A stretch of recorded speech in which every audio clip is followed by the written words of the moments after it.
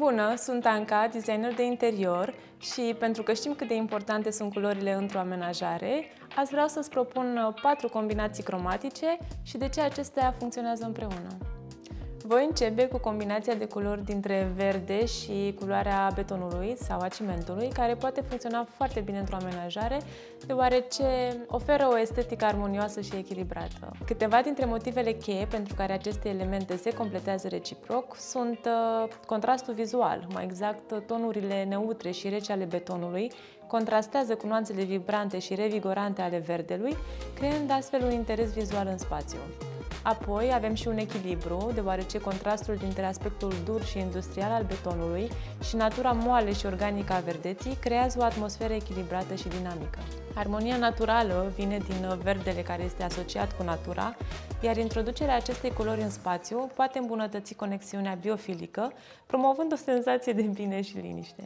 Betonul, care este folosit în mod moderat, poate imita paleta de culori a pietrelor sau a peisajelor urbane, oferind un sentiment de stabilitate și naturalețe. Avem chiar și un efect de înmuiere, deoarece verdele înmoaie adesea aspectul dur și monolitic al betonului, adăugând o notă de căldură și viață spațiului. Pe partea de simbolism, verdele simbolizează creșterea, regenerarea și stabilitatea, în timp ce betonul poate reprezenta durabilitatea și forța. Împreună, aceste elemente transmit un sentiment de vitalitate și de echilibru durabil. Acesta este o paletă destul de adaptabilă, atât betonul cât și verdele pot fi adaptate la diferite stiluri de design și teme, făcându-le alegeri versatile pentru designerii care doresc să creeze atmosfere variate. A doua propunere este cea dintre lemnul de nuc și culoarea albă. Aceste elemente se pot completa reciproc, deoarece lemnul de nuc aduce adesea o notă de eleganță și rafinament cu nuanțele sale neutre și calde. Atunci când este combinat cu albul, care este curat și, bineînțeles, luminos, rezultă un contrast vizual atractiv. Nuanțele calde ale lemnului de nuc se îmbină frumos cu aspectul curat și rece al culorii albe, oferând un echilibru plăcut de tonuri și temperaturi. Iarăși ne oferă o senzație de spațiu deschis. Albul are capacitatea de a crea iluzia de spațiu deschis și de a face ca încăperile să pară mai mari decât sunt în realitate. Acesta poate completa foarte bine cu lemnul de nuc, care adesea are o senzație mai densă. Accentuarea detaliilor. Aici găsim mobilierul sau accesoriile din lemn de nuc, care pot ieși în evidență în mod frumos împotriva unui fundal alb, accentuând detaliile și formele acestora.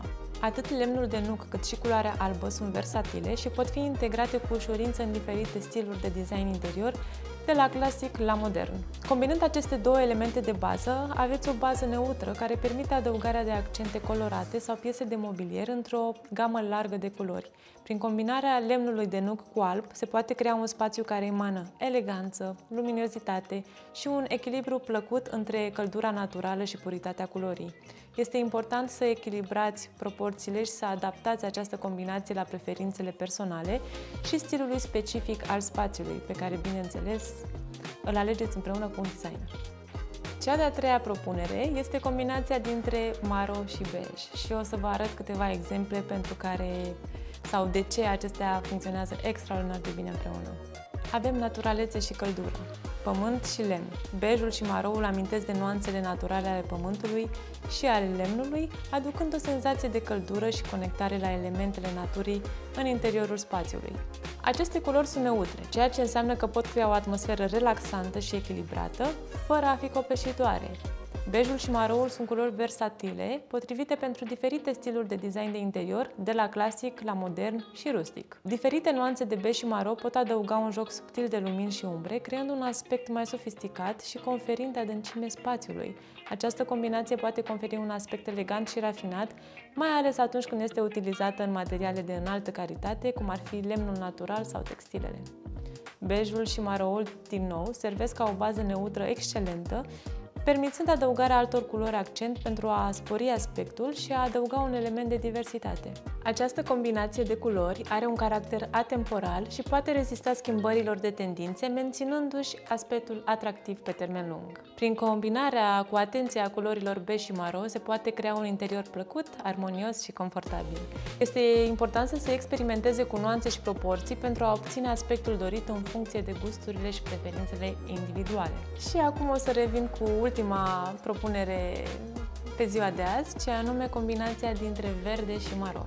Aceste două culori exprimă naturalețe și conexiune cu natura. Maroul și verdele sunt culori frecvent întâlnite în natură, în peisaje, plante și copaci. Această asociere aduce o senzație de naturalețe și prospețime în interior. Maroul, fiind o culoare închisă, creează un contrast plăcut cu verdele, mai ales atunci când este vorba de nuanțe mai închise de maro și verde. Acest contrast poate adăuga adâncime și interes vizual în spațiu. Maroul, ca o culoare neutră și stabilă, poate oferi un echilibru bun pentru verdele vibrant și energic. Maroul totodată poate fi asociat cu nuanțele lemnoase naturale, oferind o senzație de căldură și adăugând textură la design. Această asociere se potrivește bine cu verdele, creând o atmosferă prietenoasă. Maroul și verdele sunt culori versatile care se potrivesc cu o varietate de stiluri de design de interior, de la rustic la modern și electric.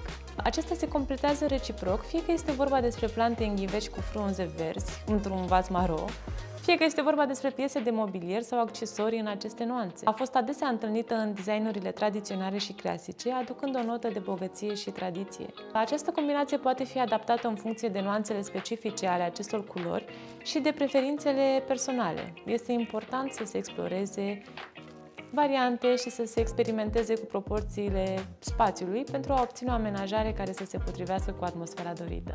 Atât pentru azi, eu vă mulțumesc că ați fost alături de mine și dacă v-a plăcut, nu uitați să dați un like și subscribe. Pa, pa!